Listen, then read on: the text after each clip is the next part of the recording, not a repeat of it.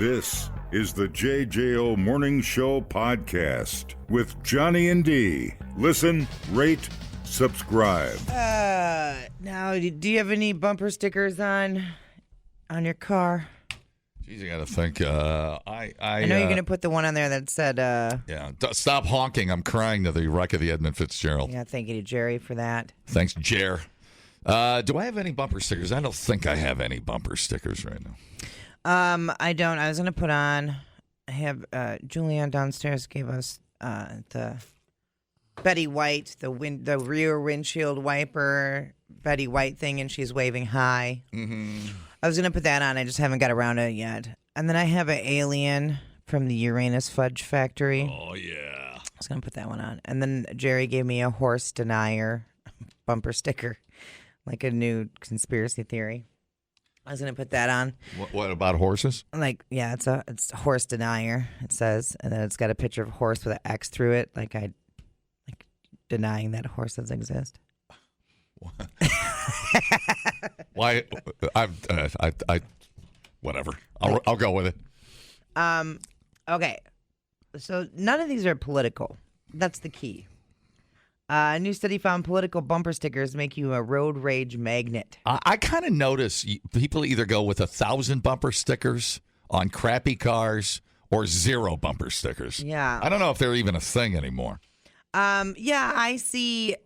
Subaru seem to rock a lot of bumper stickers. And Priuses. Hiking and, mountain or whatever. But Jeeps. A Prius. Yeah, maybe some Jeep action. They'll do like a Jeep. Like hiking stuff. Yeah, hiking or like a Salt Life or something else. But right. I feel like it's a dying thing. Yeah. Cool thing. I don't know. Maybe I'm wrong. Anyway, yeah, political bumper stickers make you a road rage magnet. You're significantly more likely to be honked at if you have one. 900 volunteers watched simulated driving videos that showed people cutting them off or driving like idiots, and they had to rate how likely they'd be to honk at them for it. Some cars had bumper stickers supporting one party or the other, and some had no bumper stickers at all. A lot of American flags. Study found that seeing a bumper sticker you agree with had almost no effect. You're just as likely to honk or not honk, right? See a lot of Harley stickers on jacked up pickup trucks. I like that. Yeah. I do like the American flag back window stickers on trucks. But if the person who didn't use a blinker has views that don't align with yours, you're much more likely to honk, yell, or even roll out a finger. Diplomacy. So I just don't. I mean, I guess I did. Is anyone surprised at that? I finally have a nice car. I don't screw my paint up. Being not going to do. I had someone on my old Honda. I had a morning show. I had a Revolution X sticker on it, and I think I had a Bigfoot on it. Yeah, that I got out in Wyoming. I had a JJO sticker, the rotation sticker. Oh, yeah. TheRotationBand.com, one of the greatest bands of all time. That's a nice one. And then I had, I just had some decals of my animals. I see a lot of stick family, those little stick family things, whatever those are. Cat Dad. Yeah, I don't know. I just seems like it's less and less. Yeah, I feel, are people still putting, I suppose, some political bumper stickers are still out there. My other thing is too, like, a coexist in this town is big. Yeah. They're kind of trashy. I mean, let's be honest. Well, I'm just worried when I'm not around my car, what are you going to do to it? Yeah, right. You know what I mean? Right. Because people are crazy. And in 2016, I had Everybody Sucks, We're Screwed, and then I had a picture of a meteor on it. That was my political sign in my yard. People got mad about it. How are you going to be mad about that? Didn't you have a Star Wars thing on your... You know what? You know the one I haven't seen in a while is Calvin peeing on like a Ford logo. Oh, yeah. Or a Chevy. You know how, the Battle of Calvins. I don't see those much anymore either. Yeah. I don't know why. I don't know. I guess I'm just not paying attention. I don't know. So there you go. Avoid the political bumper sticker. You know, I think the sticker that makes people angry, or because the entitlement maybe is the one proud honor student mom or something like that. It's like, could you put anything cheesier on your car? Well, you know what I'm saying? I think that's a nice sentiment, actually, because like, what? Okay, now what do we do? Great. Congratulations, you're all genius. Well, because usually, here's why it's a big deal. Because usually the kids that are in like football and basketball and softball and all that, they get all of the accolades. Wouldn't it be funny to have a sticker? It's nice to have the smart kid that's not in those things. Wouldn't it be funny if that's why they get that? I see what you're saying. It'd be funny if you had my kid's in college and gets all the hot chicks. You know, and it's the same thing. I mean, you're just kind of being that your kid's on the honor roll. Yeah, I don't. Nobody cares. Well, then I find it annoying just talking about it. Yeah, I mean, well, then why would anybody care about your kid doing anything? Why is anything about your kid on your bumper sticker? Right. Why is that a thing? I don't know. Don't you have a life? I mean, that tells me you don't have a life because you have a bumper sticker about your honor student kid. There's quite a few honor students out there. Calm down, Nancy. I don't know. I hate it. Well, the psychology of bumper stickers. It's really interesting, isn't it? Yeah, it is very interesting. I feel Americans and their love for their cars, right? So that's part of it. Oh, sure. And then that desire to make that car like an expression of yourself, I suppose. So that's the honor student thing's like me putting a sticker on my car that says my wife is super hot. It's the same thing. You look like an idiot. Right. But you would totally put that on your car. Well, my wife happens to be super hot. She would probably not care. She would think I'm a dork. Did you not make the honor roll? Is that what this is about? Damn it! Who texted that in? Brian. Brian, you're an asshole. You are an asshole. You're not my shrink, Brian. He just goes, someone didn't make the honor roll. So true. I was pretty good at track, though. I mean, I could get a track sticker. Oh, no. He'd always be calling you out. What was that license plate I said I saw in Rockford leaving the casino? Remember when I was talking about that?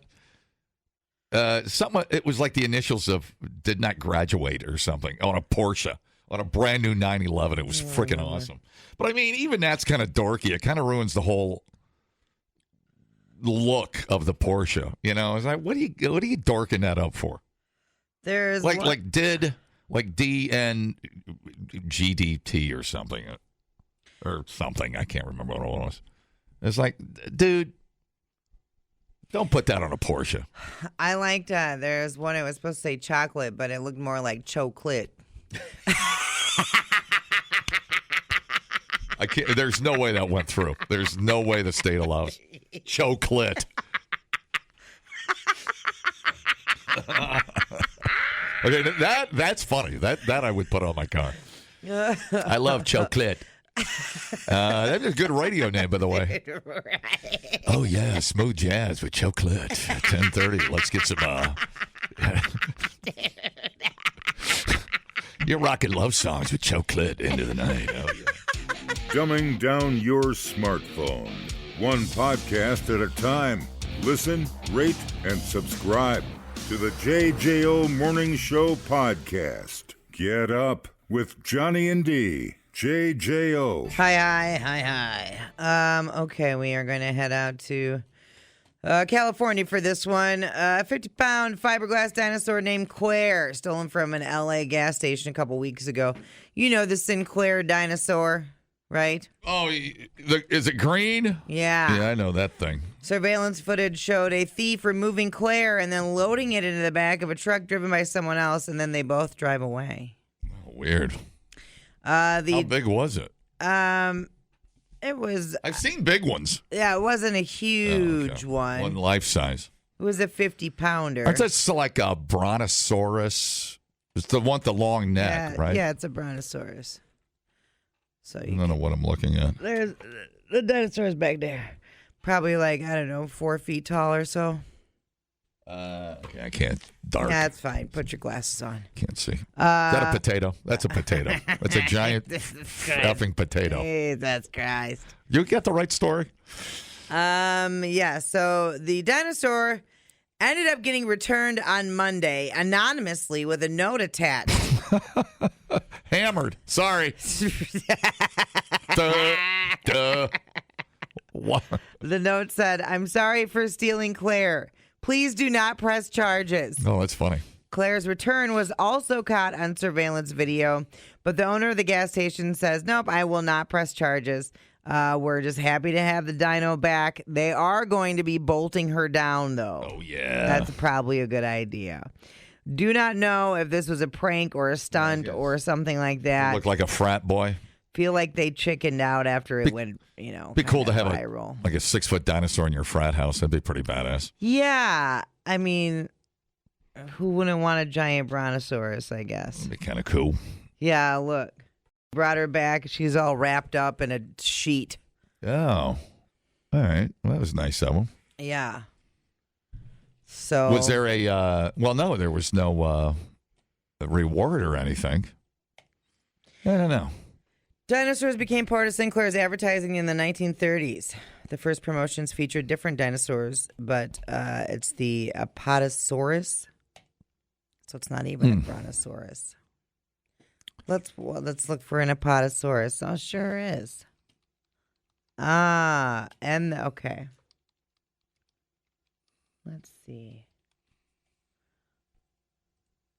Apatosaurus. I am saying it. Sorry, I took a brontosaurus, guys.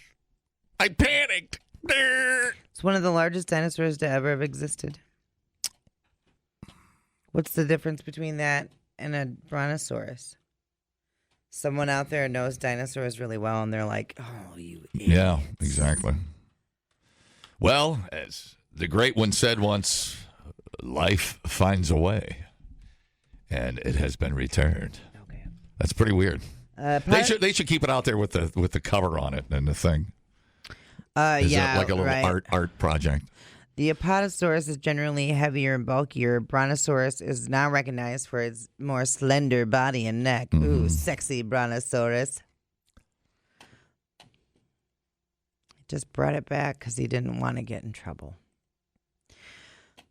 Looks like a younger guy. Because kind of like oil, like dinosaurs, oil.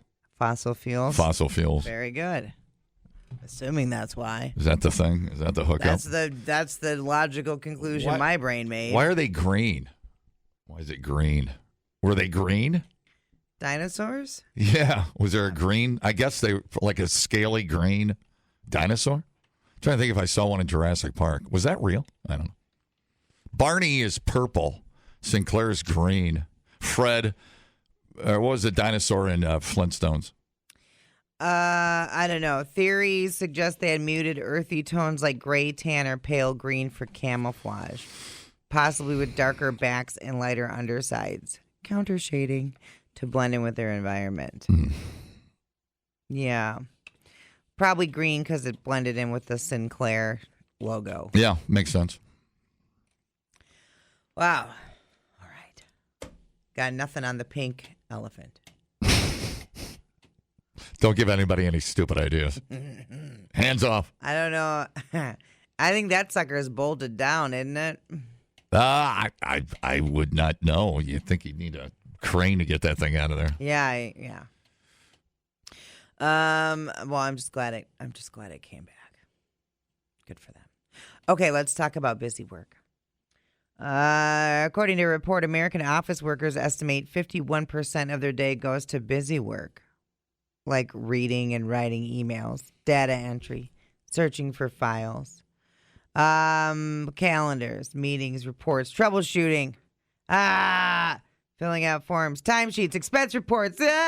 Isn't just boring and annoying. 85% of workers say repetitive tasks trigger stress about 4 times per week. and are a top driver of burnout. Repetitive tasks. So just time-wasting endeavors. Things that I suppose so you look busy, right? It does just feel like busy work. Yeah. I mean, but stuff that has to get done.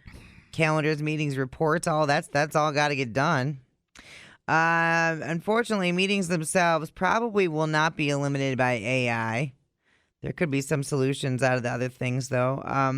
25% of us want better data management. 19% want help dealing with emails. Another 18% say automated form filling would help. And 17% want better ways to organize files. That's all stuff AI can help with, but AI is drinking all of our water. Stop it. Busy work. We don't really do busy work. We're just busy. So very busy. This is why they preach about that 4-day work week, man. Right. Just hammer down, get it done. Burnout. Condense it, get it done. X equals Z, bada bing. Yeah. Well, reading and writing emails, that's your strength for sure. Thank you. Appreciate that. I know you've got an eye for that kind of thing. I appreciate it. Hey, here's a bit of bad news. The Lansing Bridge. Saw this on the news today. The bridge over there on the Mississippi. Yeah. That connects Wisconsin with Iowa. Yeah. In Lansing, or Ferryville, I guess. Ferryville. Stop it. It's Ferryville proper on our side, Lansing on their side. Although Ferryville is down the road. It's not like Ferryville is right there. It's down the road. Okay. Anyway. A new factor been added to the construction of the Black Hawk Bridge. The bridge that connects Crawford County, Wisco to Lansing. Because people got to drive. You either got to go down to Prairie du Chien or you got to go to La Crosse. Yeah, it's horrible. A haul, dude. It's horrible for those people. They have closed the bridge permanently. The bridge that connects it in early May, the bridge's monitoring system detected movement because they're putting piles in for the new bridge, and it was moving the old bridge. Right, yeah. Crazy. And crazy bridge story. The Iowa and Wisconsin Department of determined the future construction stage of the bridge posed a risky safety problem to the existing bridge. So Monday, the crew, the Black Hawk Bridge will close to traffic October 20th permanently. Oh. Because they were trying to keep it open. Step Yeah. necessary. So they've been looking at it since May. And the new bridge will open in the spring of 2027. So what's going to happen? So they're going to close the old bridge, which was, remember how steep that thing was going up that? You ever take that bridge? I don't think so. So what's going to happen is they're going to run a ferry. A free car ferry service providing local travel while the bridge is prepared for demolition. They're going to blow that thing up in December. And they're going to run a ferry. 12 vehicles can fit on there. Think Merrimack. Although I think Merrimack's a little bit bigger. The Caswell Ferry will be running 12 vehicles, can fit on their single-passenger car. No trucks, about 700 cars a day at full service. And the ferry's going to be running 16 hours a day. The revised construction plan ferry operation brings new estimated project cost to $160 million for a bridge. Whoa.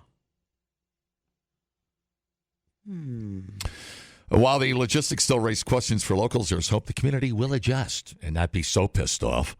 I think everybody's concerned. They want to know how it's all going to work out. Everybody concerned. People are still going to take the ferry. They're going to go back and forth. It'll probably be a really positive thing.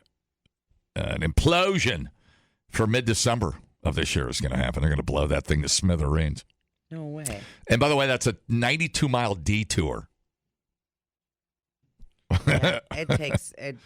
Yeah. And a tugboat and the barge is going to break through the ice to keep the channel open for ferry throughout the winter. It is weird that new that new bridge is going to be. It's going to be. Is that 4-lane concrete? Forget about that shaky steel mesh. And that'll be the end of that. Guess we got to talk about some ferry etiquette. Don't cut in line. Hey. All the things you hate on be at your car when we get back to the other side. Don't sit there and rev your Harley. There's some other ferry etiquette. Can you think of any? No, I've never ridden a ferry, so. You've never taken a Merrimack? Really? Yeah. In your life, you've never been on the Merrimack ferry? No, never done any ferry. Are you you have a ferry phobia? What's it's the problem? just never presented itself. That is really weird.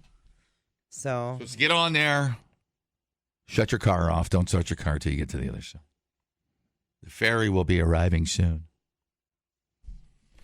Take your headphones off. Get ready to go. And it's pretty simple. Just pay attention, I guess. Yeah, I'm not scared of it. I just haven't had the opportunity. You can learn a lot listening to podcasts. Did you know that the hottest chili pepper in the world is so hot it could kill you? Or you can listen to this one. Bears can smell your menstruation. I can smell your menstruation. The JJO Morning Show Podcast. Johnny and D, nowhere but JJO. It's hump day and I'm moving just a little slow. My body knows I got 3 more days to go at a job filled with office politics and drama. Yes, that's why I'm still in my pajamas. It's hump day again. It's hump, this is the end. Hello. Happy hump day. Here I have 4 simple habits of naturally good daters. Ooh. Now this is for like single people dating, not like for, people in relationships that still go on dates with their partner. Although that is very important and you should be present for those as well. This is for like you're dating and you're trying to find a partner. Here we go. Yeah. They say yes to setups. The very thought of letting somebody set me up on a date used to give me the shakes. Figured they would demand a minute-by-minute recap, a key to my diary, and naming rights for our firstborn. Turns out friends are just excellent matchmakers. Backed up historically by a Stanford University study that says friends, the close and not so close, have been historically a crucial source of connections to others. These are the same people who have been listening to you talk about women for years. So there you go. Let them set you up on a date. Did you ever get set up on a date by somebody? Yeah, a couple of times actually. How'd that work out? Oh no. Well, it was okay. I mean, one was a disaster specifically. Which I can't even talk about. There's a lawyer involved. And then the other ones were, whatever. You kind of have to, when you got to force it, it's not that fun. Yeah. When you're not feeling the love. Right. It's weird when you've never seen somebody and you're like, oh, they're perfect for you. No, they were, and then if you don't want to go, you're not in the mood or something. Like, I really don't want to do this, but okay, I'll go. Yeah. I don't, Mm-hmm. It's tricky. It's tricky. All right. Habits of naturally good daters. They call rather than text. Yeah. This person says, if it were up to me, all pre-date communication would be conducted via email. There's no risk of accidentally saying something embarrassing. But when I asked people how they felt about responding via email, the response was overwhelming, that they want a phone call. They want to hear the other person's voice. That sounds good. So you're supposed to call at least once before a date. Amen to that. They choose a venue where they won't be distracted. Ooh. Last summer, my date invited me to brunch at a restaurant that is always packed. I could barely hear what she was saying. A quiet, focused setting makes it easier to have a meaningful conversation without shouting over music or background noise. Without interruptions, and that includes from your phone, you can pick up on subtle clues like body language and the tone of voice that can deepen rapport with your date. Oh, yeah. Deepen something else, if you know what I'm saying. And then the last habit of naturally good daters is they don't talk down. The hardest part about rehashing my dating life online is detailing a night that didn't go so well. But discretion is key. When a guy hears a woman ripping on her last suitor, he becomes a little less brave.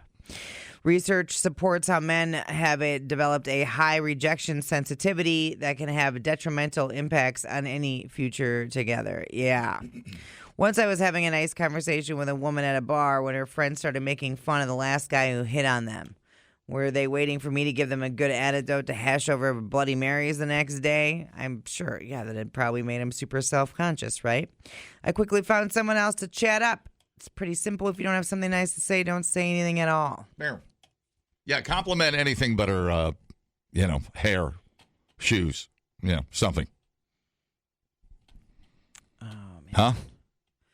I want to read about the study that links rejection sensitivity with these guys here. That's crazy. It makes sense given some of the things I've been reading online. And I mean, you get these mass shootings and it's dudes that have been rejected and they don't know how to handle it. That's crazy. Rejection sensitivity. Okay. All right. So I would not talk about dudes you've rejected on the first date with somebody. Skip that conversation. Yeah, don't BS. The BS factor is usually high. Just talk whatever you want to talk about. We talking about first dates here? I think it's weird. It's weird. Coffee shop, a little ice cream. You know what I'm saying? Something casual. No pressure, You go to a bar where you feel like you got to entertain somebody, busy bar, you can't hear anything. That's a tough sell. Yeah. That's a tough one. I think coffee as a first date is pretty popular. Coffee's a coffee's a good one. A little hike. Get together. Little hike. Get a little exercise. Oh, my God. And then you realize, I'm out in the woods with this person I met 20 minutes ago. I don't know about hiking on your first date. I'm going to actually discourage He's got a women climbing rope. What's that for? I don't even know. I don't even know he had to have backpack. I'm going to say keep it in public and don't go in the woods with somebody you don't know. I'd take somebody to a show, a concert. That'd be kind of a good one, I guess. If you got that in common, anyways. That'd be kind of badass. Yeah. Well. But then, you can't really talk there. Yeah, that's true. Yeah. You got to find a bonding chemical, something you both are interested in. Bowling, a game of pool, kayaking. That'd be kind of fun. How do you feel about hugging on the first date? Fine. I tend to do more than that, but that's okay. Oh, whoa, lady, you're not in your 20s anymore. Yeah. Although bowling, that could take a while, and if you instantly hate the person, now you're stuck with the bowling shoes. Right. I think a kiss on the first date is appropriate because what if you don't like the kissing? Then don't even continue. You know what's great about bowling though? You can kind of check her body out while she's up there throwing the bowling ball. Look at her ass and stuff and get an idea of where you want the night to end. Wow, creeper.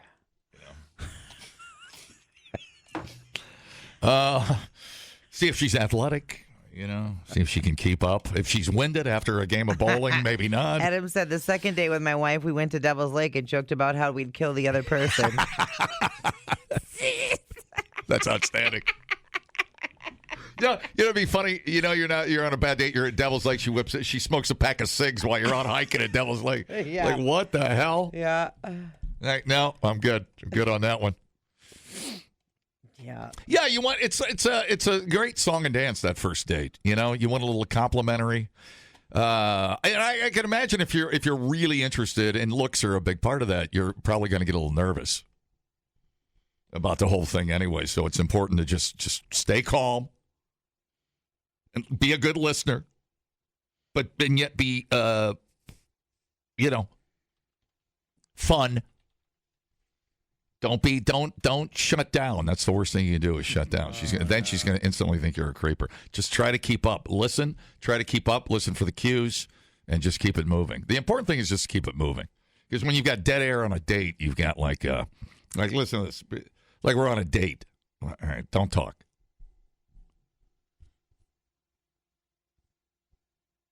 All right. See, how weird was that? I just got totally nervous. It was fine. Most people don't get nervous with silence. It's strictly a you thing. I know, but that's like 50 years of radio anxiety bred into my brain. It's like, keep talking. You just got to keep talking. Somebody say something. Yeah, it's one of those weird things. It is. I don't know. There is no perfect first date. You've just got to.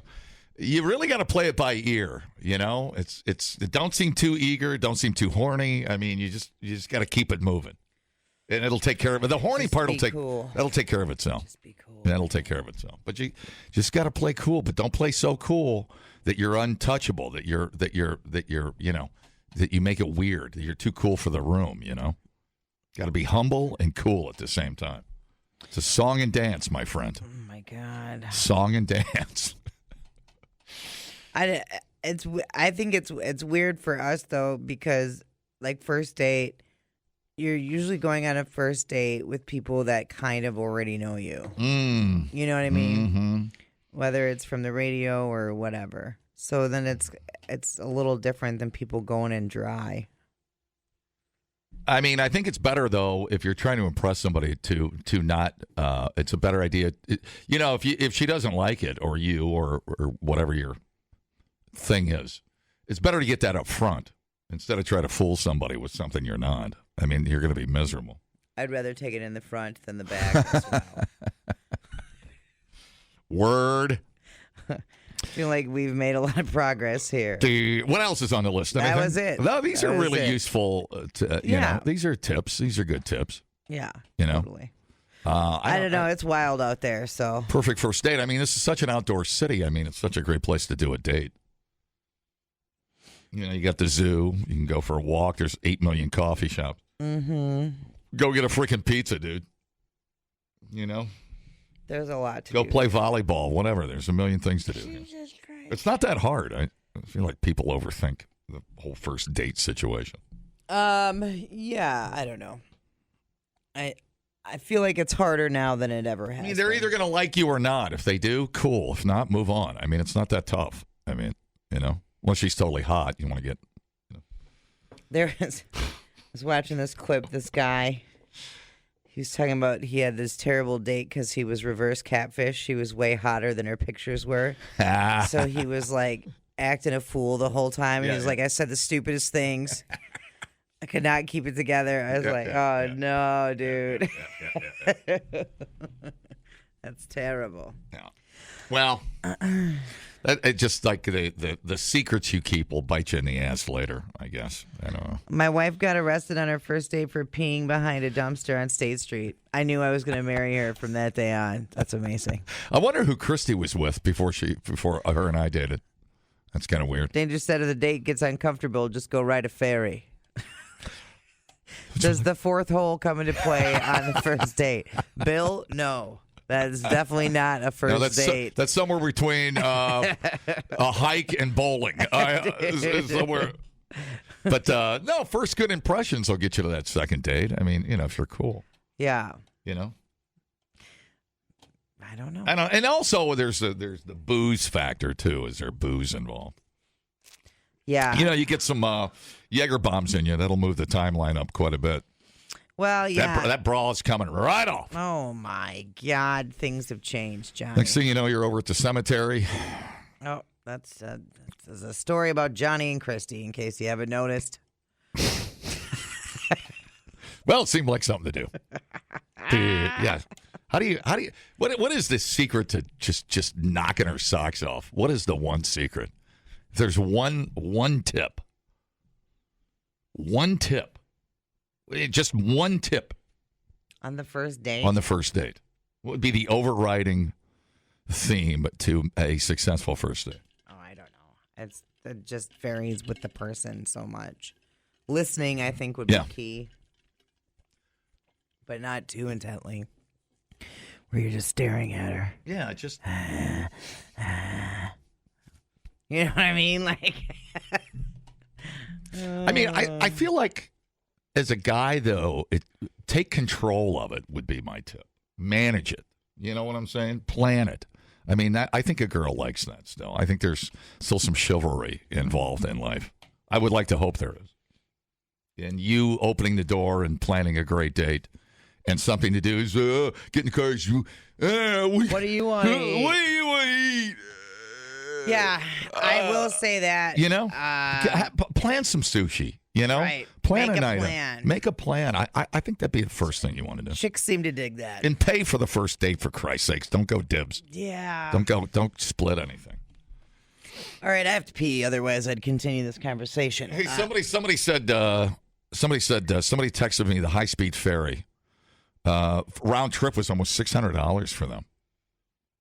Yeah. With a car. That's round trip, Muskegon, Milwaukee. That's the high speed. The other one, or whatever, the SS Minnow, whatever the other slow, smoky, belching one is, slightly less cheaper. Yeah. It was like 400. Depends on prime time. Yeah. So that's that one. All right. The JJO Morning Show podcast with Johnny and D. Listen, rate, subscribe. Catch a new show every Monday through Friday, 6 till 10 a.m. on 94.1 JJO or streaming anywhere in the JJO app. Johnny and D, nowhere but JJO.